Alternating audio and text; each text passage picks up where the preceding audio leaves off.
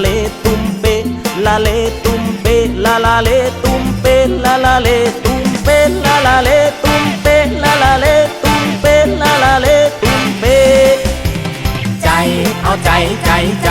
เอาใจใจใจเอาใจใจใจ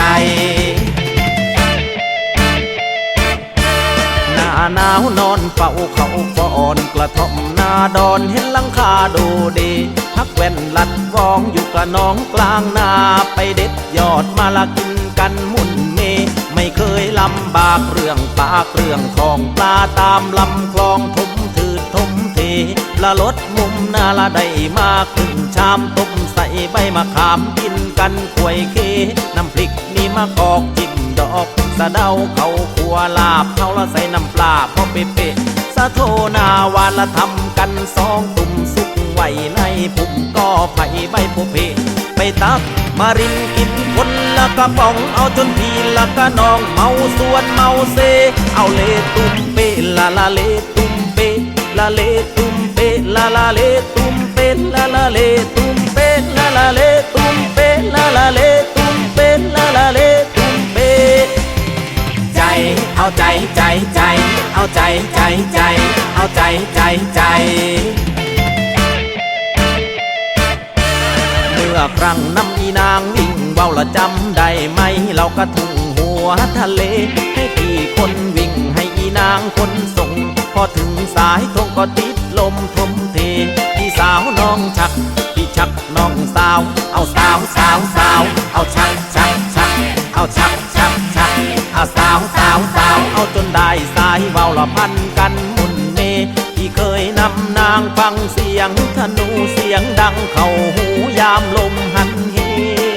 เว้าผู้ละธนูใบลานเสียงดังสนั่นละมีมนมีเสน่ห์เอาเดิดเดิดเดินดาดีเดิดเดิดเดินเอาเดิดเดิดเดินดาดีเดิดเดิดเดินดาดีเดิดเดิดเดินดาดีเดินดาดีเดินดาดีเดินดาดีเดินดาดีเดินเดิดเดิดใจเอาใจใจใจเอาใจใจใจเอาใจใจใจหน้าหนาวนอนลานพากันนอนลับเลยมานึกวาดภาพเอาเมื่อครั้งบุกเทบางค่ำบางคืนแล้วก็นอนตาแข็งชวนหล่อนนอนตาแข็งดูดาวมีตาเขดาวตาเขหัวเลลงตาแข็งละตะวันใกล้แจ้งมันเป็นเรื่องจำเจ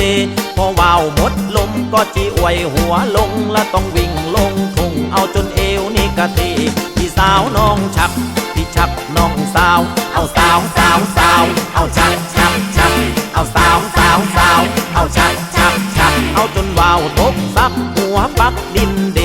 ก็หวนมาคิดว่าชีวิตคนเรานี่มันคล้ายกันกะว่าวมีวอนมีเวลามีลมนี่ก็เชิงขึ้นลอยเวลาลมน้อยนี่ก็หมดนาเสน่ห์เวลาเงินจ้างพวกนางนี่ก็จากแม่แต่คนรักมันยังมารวนเร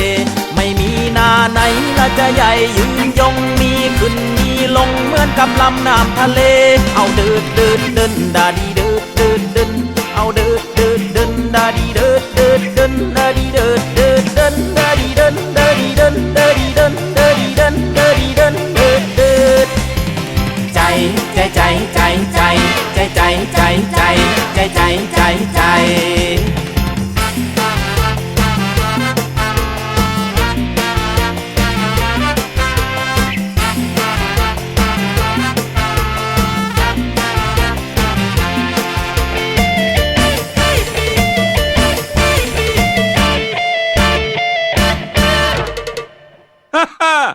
เด็กๆไปน้อง